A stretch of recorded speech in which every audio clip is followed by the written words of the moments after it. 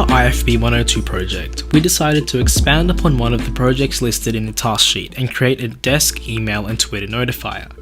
It features multiple LED lights and a small LCD display showing the date and time.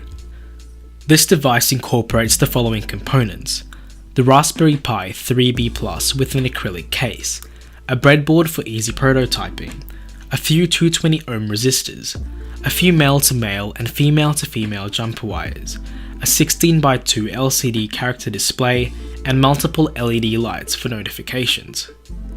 This desk notifier can be set up with 3 accounts, 2 email clients and 1 Twitter account. For each email client, there are 2 different LEDs, one green and one red.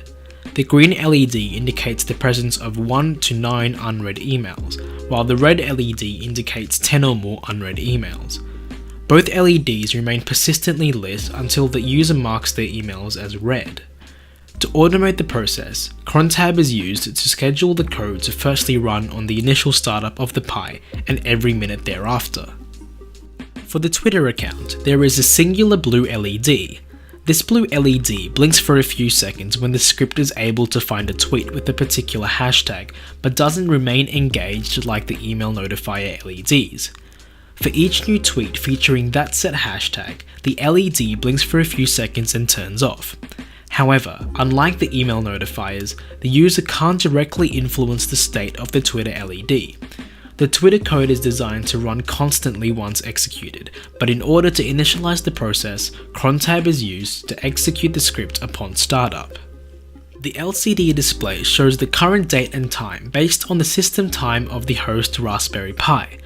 Upon initial startup, the LCD display shows a welcome message and the IP address of the host Pi. All of the functions in this desk notifier are programmed using Python, and the Pi is connected to the internet at all times in order to function as intended. For future additions and improvements, the LCD screen could be used for extra functionality, such as weather, calendar, and other notification services.